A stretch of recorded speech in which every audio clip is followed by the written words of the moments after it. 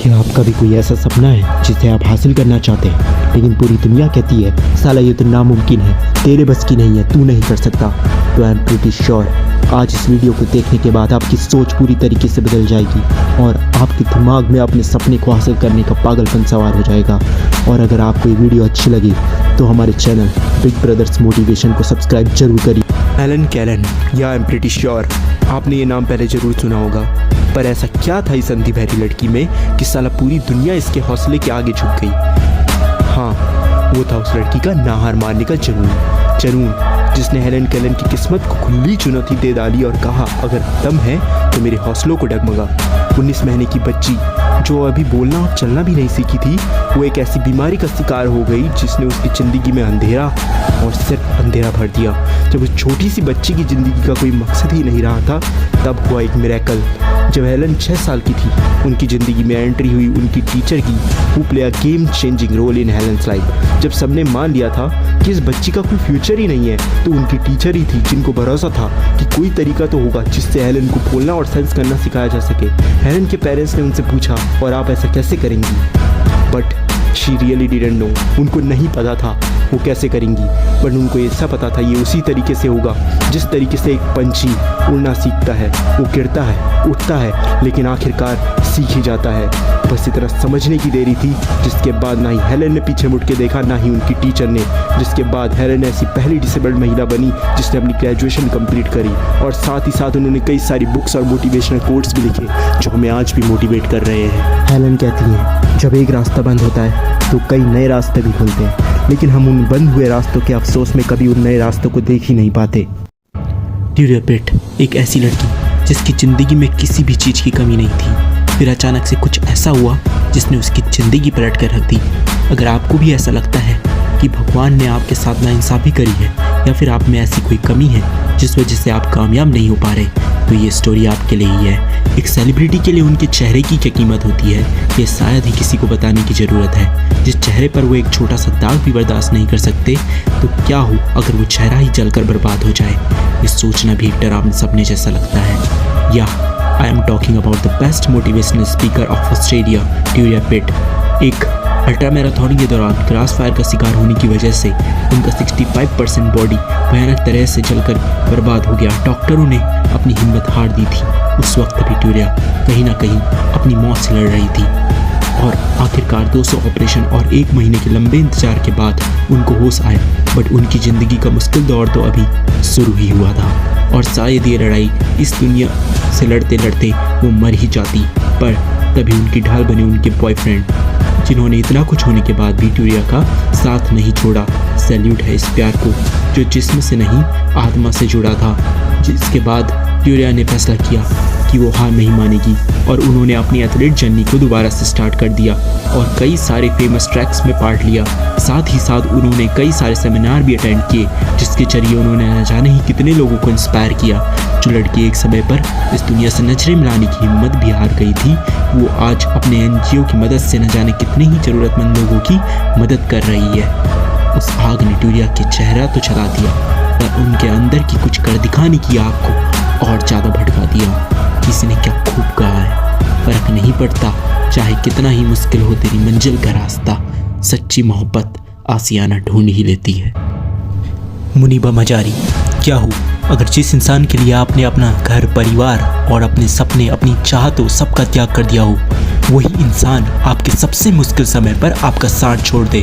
हाँ, मैं जानता हूँ आप में से कई लोग तो अपने जीने की उम्मीद ही छोड़ देंगे, बट आज मैं जिस लड़की की कहानी सुनाने जा रहा हूँ, उस लड़की की उम्मीद को तोड़ना इतना आसान नहीं था, क्योंकि इस लड़की के पास वो था जिसके दम पर इंसान चाहे तो पूरी कायनात से लड़ जाए, और वो था इस लड़की का लोहे का जिगरा। या I am talking about none other than the iron lady of Pakistan, Muniba Mazari. Balochistan में पैदा हुई एक लड़की जिसका सपना था पेंटर बनना, मगर लड़की होने की वजह से उसे अपने सपने को अपने अंदर ही दफन करना पड़ा और ना चाहते हुए भी अपने परिवार के दबाव में आकर 18 साल की उम्र पे शादी जैसे रिश्ते में बंधना पड़ा। जिस उम्र में वो रिश्तों का मतलब भी सही से नहीं जानती थी, उस उम्र में उसको शादी जैसे बंधन से बांध दिया गया। इतना सब कुछ हो जाने के बाद मुनीबा ने अपने सपनों को ख्याल पूरी तरह से छोड़ दिया और अपने पति की ख्वाहिश को पूरा करना ही अपनी ज़िंदगी का मकसद बना लिया। पर इस नादान लड़की को क्या ही पता था कि किस्मत ने तो इसके लिए कुछ और ही सोच कर रखा है। शादी के कुछ साल बाद कुछ ऐसी दुर्घटना घटी जिसने इस मासूम लड़की की जिंदगी को बदल कर रख दिया।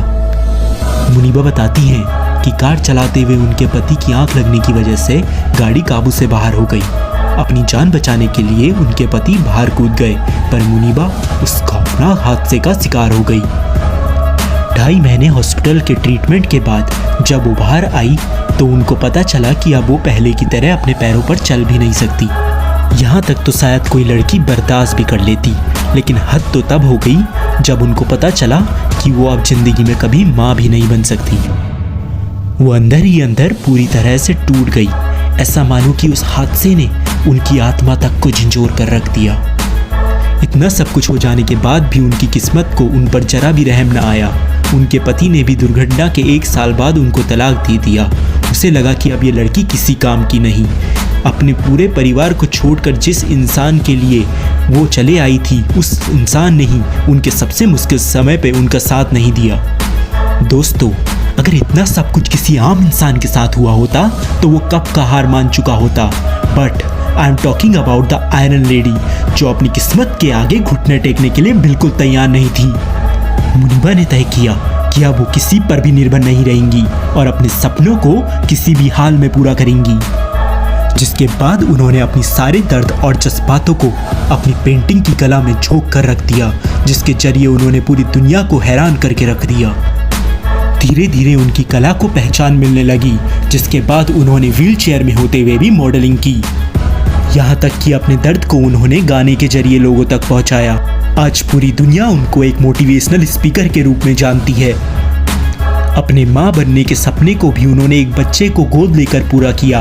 आज मुनीबा संयुक्त राष्ट्र में पाकिस्तान की नेशनल एम्बेसडर हैं। BBC ने साल 2015 में उनको अपनी 100 वुमेन सीरीज में भी शामिल किया था। यहाँ तक कि 2016 में उनको 30 साल की कम उम्र की दुनिया की 30 शख्सियतों में भी शामिल किया था। दोस्तों, यूं ही नहीं मिलती मंजिल बैठे किनारे पर। गहराई को नापना है तो पानी में गोंदा लगाना ही पड़ता है। कोशिश तो कर पाने की मंजिल को, रास्ते खुद ब खुद खुल जाएंगे। हिम्मत तो कर तू खड़ा होने की अपने दम पर, पैर तेरे खुद ब खुद चल जाएंगे। इस दुनिया में हिम्मत से बड़ी कोई ताकत नहीं और कोशिश से बड़ी कोई प्रेरणा नहीं। इन दोनों के दम पे कोई इंसान चाहे तो पूरी कायनात को हिला के रख सकता है। साला पूरा कायनात ही तुम्हारे खिलाफ क्यों ना हो जाए। अगर तुमको अपने आप पे भरोसा है तो इस दुनिया में कोई नहीं जो तुम्हें रोक सकता है। तुम जो चाहो वो पा सकते हो। तुम्हारी सोच ही तुम्हारी सीमा तय करती है। कैरोलिन टेकेसिस।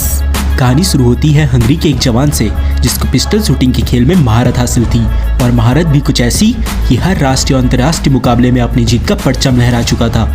कैरोली के इस जुनून को देखकर हर किसी को ये यकीन हो गया था कि ये लड़का अपने देश का झंडा ओलंपिक्स में भी लहरा के ही मानेगा, और यही सपना कैरोलिन ने भी देखा था, जिसे पूरा करने के लिए वो अपनी पूरी जी जान से मेहनत में लगा था।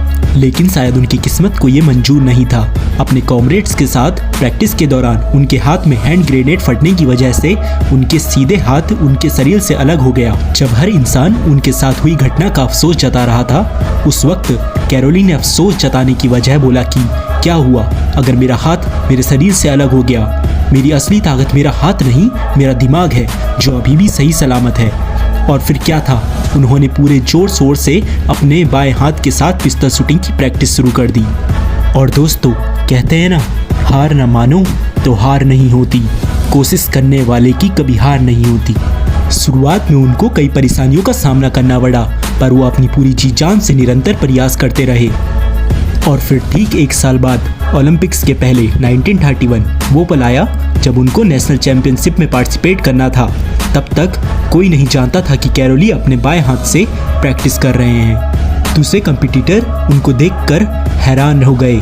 उनको लगा कि शायद वो उनका मनोबल बढ़ाने आए हैं, पर कैरोलिन ने उनकी गलतफहमी दूर करते हुए उन्हें बताया कि यहाँ वो उन सब के साथ कम्पीट करने आए हैं। उसके बाद कैरोली ने अपने बाएं हाथ के साथ शूटिंग करते हुए सबको मात दे दी।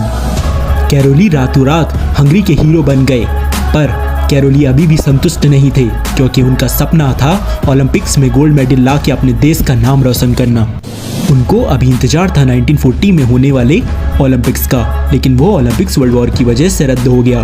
पर कैरोली ने हार नहीं मारी, उन्होंने इसकी बजाय 1944 के ओलंपिक्स के लिए तैयारी शुरू कर दी। पर बदकिस्मती ऐसी कि वो ओलंपिक्स भी वर्ल्ड वॉर की वजह से रद्द कर दिया गया। इसके बाद मानो अब कैरोली की हिम्मत और उनकी उम्र दोनों ही उनका साथ छोड़ रही थी।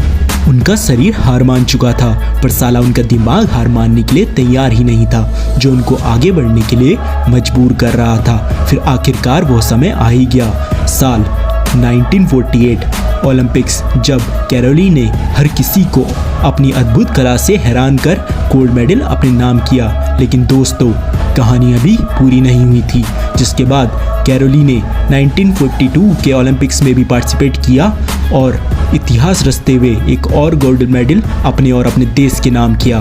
दोस्तों, चाहे आपके पास हारने की लाखों वजह ही क्यों ना हो, पर जीतने की एक वजह ही काफ़ी होती है। इसी के साथ मैं आप सभी से अलविदा लेता हूँ और आशा करता हूँ कि हमारी वीडियो ने आपको मोटिवेट किया होगा।